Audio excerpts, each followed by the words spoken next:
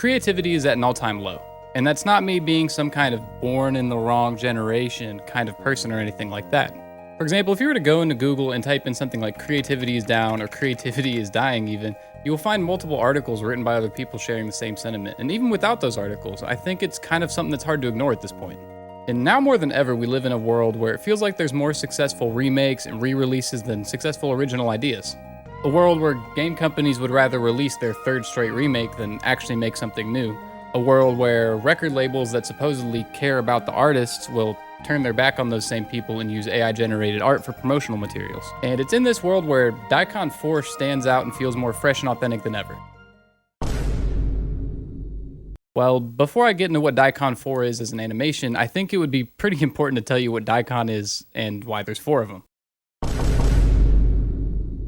Nihon SF Tokai is a science fiction convention held in Japan every year going back to 1962, and they get nicknames based on where they're held. And for whatever reason, genuinely I tried to find it, but because I don't know Japanese, it made searching for it really hard. But the conventions held in Osaka, Japan are called Daicon. So the anime we're focusing on today are the opening animations made for the events Daicon 3 and Daicon 4. And as far as I'm aware, again, it's hard to Google these things when you don't know Japanese, but these are the only animations made for these events, so no, there's not any Daicon 1 or 2 or 4, 5, 6, so on.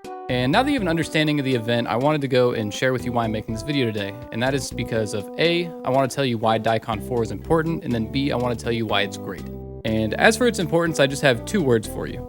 Hideaki motherfucking Anno. Okay, let me step back because it wasn't just him. There were 14 other names that were in the credits. However, for me personally, Anno's work is the work I know the best, and he is also the most influential person in the credits. And Anno's one of those people that if you've been on the internet, at all, you've definitely seen references to his most popular work, Neon Genesis Evangelion. But it'll be really hard for me to go and touch on every aspect of his long and influential career, so in the description I have linked a video to Steve M's video on Hideaki Anno, the Hideaki Anno problem, and it just does a far better job than I really ever could of covering his career, and I highly recommend it. But in as short of a time frame as I can really do it, here it is. Anno and 6 other university students went on to make Daicon films, which would later become Gainax. And oh boy, is Gainax definitely my personal favorite anime studio. They produced my 2 favorite anime, Gurren Lagann and the formerly mentioned Evangelion. And honestly, both of those shows changed my life and how I view anime and media as a whole, but for entirely different reasons. But literally, I have an Evangelion tattoo on my thigh, and I love it. And it's gonna be there till I die, because that's just how much the shows mean to me. Gainax would later become Studio Trigger / Studio Kara. It's complicated, and honestly, I didn't really research it too much because I don't really care. What's really important is that the talents from Gainax are at those 2 studios nowadays. Gainax shows are really known for just how good they look visually, for one, and then just how much heart and passion is poured into these shows. You can feel it when you watch them. Speaking for myself, I wish I was more educated on the older side of Gainax's animeography. That's the word. And it's something I'm working through right now. I just ordered a copy of Nadia's Secret of Blue Water, which was produced by Gainax and directed by Hideaki Anno. So yeah, while I can't speak for a lot of the older Gainax shows, what I can speak on is Studio Trigger and what they're doing now, and in my opinion, they really haven't missed since the studio's inception. Outside of the popular shonen like Jujutsu Kaisen, My Hero Academia, Demon Slayer, and etc., they have made some of the most creative, fun, and relevant anime in the last decade. For example, Kill la Kill is a modern Actually, is it even modern? Kill la Kill is a classic that takes a ton of inspiration from the older Gainax works. They have shows like, well, I haven't seen it, Cyberpunk Edge Runners literally just came out to critical acclaim. There are shows like SSS, there we go. Gridman, which is my personal favorite work from the studio. And even after all of those, there's still shows that are worth naming. And so now that you know where Gainax / Daicon Films is nowadays, let's turn the clock back a little bit and talk about the influence the studio had, as well as the influence of Anno's magnum opus, Evangelion. Evangelion often gets referred to as a deconstruction of the mecha genre, and as much as I hate that phrasing, it's definitely true. For example, prior to Evangelion, a lot of mech anime was just about the robots and the wars accompanying them, and Eva takes it and kind of flips it on its head and makes it a much more human story about the trauma involved in war and the humans that are actually piloting the robots. Mobile Suit Gundam Wing started airing just a few months before Evangelion, and while both shows feature teenage pilots, Mobile Suit Gundam Wing takes it in a way that it's like these kids are super soldiers born and raised to pilot Gundams, and in Evangelion, Shinji can barely even get in the fucking robot due to his own mental hangups. Evangelion took the formula that had existed in the genre and essentially just flips it on its head. Instead of it being a human versus human war story, it's more like kids versus these incomprehensible Lovecraftian horrors and the mental damage and pain that comes along with doing that. And that right there is what made Evangelion stick in Japan. Like, seriously, while doing research for this video, I read that Evangelion is essentially like the Star Wars of Japan. So if you don't watch anime at all and you're somehow this far in the video, think of Anno as like the Japanese anime George Lucas.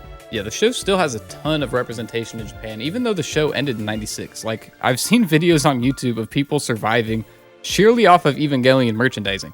And I don't think it's a coincidence that shortly after Evangelion's airing, a lot of anime quote-unquote became smarter and chose to cover a lot about mental health and the human condition. And I don't want to make it seem like Evangelion was the first show to do this, because if you want to be that guy, we can go all the way back to the fucking 60s when Devilman started airing, because Devilman actually does a lot of those things too. But yeah, shows like Serial Experiments Lain and Revolutionary Girl Utano that came out shortly after Evangelion became cult classics for the same reasons Eva became one. And then also later, Gainax and Triggerworks take a ton from it as well. Shows like the aforementioned Gurren Lagann, Kill la Kill, and Gridman all take a ton from Evangelion, and Anno wasn't even involved in those projects. Okay, so I know there was a lot, and it was definitely a lot about Evangelion, which wasn't in the thumbnail, wasn't in the title, so you got clickbaited a little bit, but it's all essential to understanding the importance of Daicon 4, as it was the first project made by the Gainax team. And if you haven't seen Evangelion at all and you just sat through all of that, just know that Gainax animated the first ever boob jiggle, which is A, fucking rad, and B, unironically essential to what anime would later become. So after what I'm hoping turns out to be around 6 to 8 minutes of history on Daicon 4, we can finally dive in. There we go, we got it up on the TV for y'all now. So the story to Daicon 4 here just doesn't matter. I mean, there is, yes, a story, but it's ultimately just a bunch of sweet-ass action shots following a girl dressed in a Playboy bunny outfit. Now, almost any version of the short you find on the internet will be attached to Daicon 3, the anime made for the previous Daicon event. And that short features the same girl, but younger, and thankfully not in a Playboy bunny outfit. And Daicon 3 features a plant, and then in between the shorts, it turns into a rocket ship, and that same plant is a rocket ship in Daicon 4. So yeah, again, the story here is really not meant to be comprehended. And I wanted to feature this too because it's just interesting to me, but in between the shorts, there's this part where you're like flying through space and this like robot is reading text out to you, and it's just so surreal. It reminds me a ton of like the "change the world, my final mess, goodbye" meme from like a handful of years ago. But yeah, that's basically all you need for the story, because honestly, at the end of the day, look at these fucking visuals. Daicon 4 is nothing short of an animation masterpiece, and it's all set to Twilight by ELO, which thanks to the short has honestly become one of my favorite songs. Yeah, Daicon 4 is essentially an AMV way before Linkin Park. And honestly, the song choice they chose here fits perfectly. It might just be the most 80s thing ever conceived. From all of the sci-fi references to the song choice that honestly to me sounds like what people from the 80s would say is music from the future with all of its beautiful synths.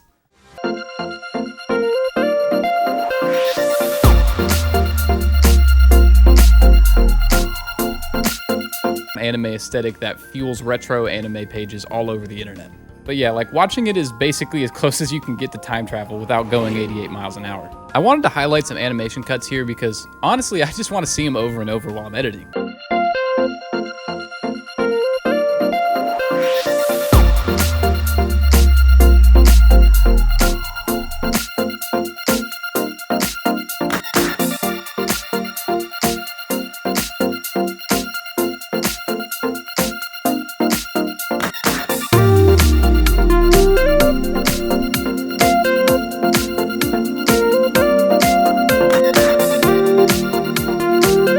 Honestly just spectacular to watch. And this cut was hand animated by Hideaki Anno. Like, I want to say that again, hand animated. With what little I know about cell animation, like I can only apply so much to it, but I don't know how they did it. Like, I can only imagine the amount of takes it took to get the placement of everything right. On top of that, the song just hits its peak when this scene is shown. Like, the vocals hit their highest point, it's the hook of the song, and it really just feels like the climax of the short. Like, to me, that animation cut is the definition of every frame as a painting. Like, it makes me wish I could somehow get a GIF tattooed on my body forever. But Daicon Films didn't just blow their load with that cut either. Like, just before the city scene, there's a scene with these swords flying through the air, and it's like so smooth that like it almost feels like it's more than 24 frames a second. And that scene was also hand animated. Like, I'm gonna stress it every time I say it. Hand animated by Hideaki Anno himself. Or how about the scene where a laser comes out of the plant ship thing and just like regrows all of the trees and foliage after the city explodes? It just blows my mind how it can be done with no computer assistance, no fucking AI, just done by people with their hands and their God-given creative ability. Similar to what I said earlier about Gainax's work and why it's so appealing to me is that human and creative and passionate energy that goes all behind it. And all of that really started here before Gainax was even a thing.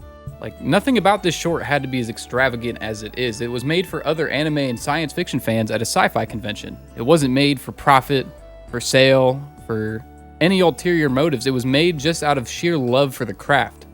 And this masterpiece, as far as I'm aware, didn't have a budget. And even knowing how Gainax would move later on as a studio, if they had a budget, they weren't sticking to it. It was just a team of passionate amateurs with the goal of making the most fucking rad short ever, and somehow they did it. And that's what I love most about it. Aside from all the visual eye candy and the great song, Daicon 4 stands as a testament as to what humans are capable of. Like I said earlier, it wasn't made with any ulterior motives. It was made by a group of strong, passionate, creative individuals, all with the same goal. It's hard for me to not get emotional here, but it's tough to watch and not look at myself and think things like, why am I behind on my creative goals? Or if these people are capable of doing this, what can I do? With modern technology, exercising creativity is easier and more accessible than ever, so why should I sell myself short and not pursue those creative goals I have? When that group of animation students started that project, I really doubt that they knew what they would go on to do down the line individually or what Daicon Film / Gainax would later become. Nothing was stopping the Daicon crew from hitting their goals, not even the fucking law. And this is the part of the video where I say, hey, you can watch or stream Daicon 4 here. But that's just not the case. Not only is using ELO's song without their permission some sort of copyright infringement somewhere, but they also have probably like 50 plus other cameos from major media franchises that they also used without permission. So yeah, it's been stuck in licensing hell ever since its release, and honestly, with how it's looking now, it might just stay there until the inevitable heat death of the universe. So it has one official release on Laserdisc, and it sits up there with a handful of video games as one of my collecting grails.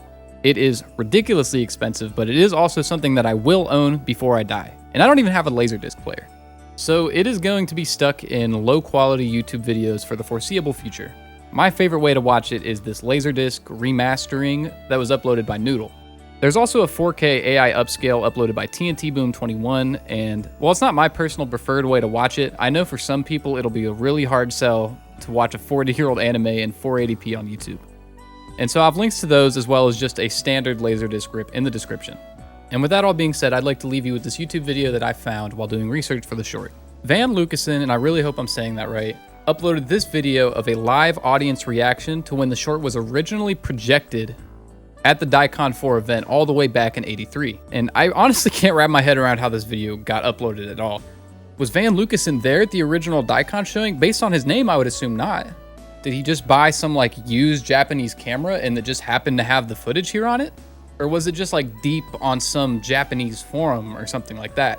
Either way, it's just really magical to see the reactions of the people that were the only people to ever see this short in original, full quality.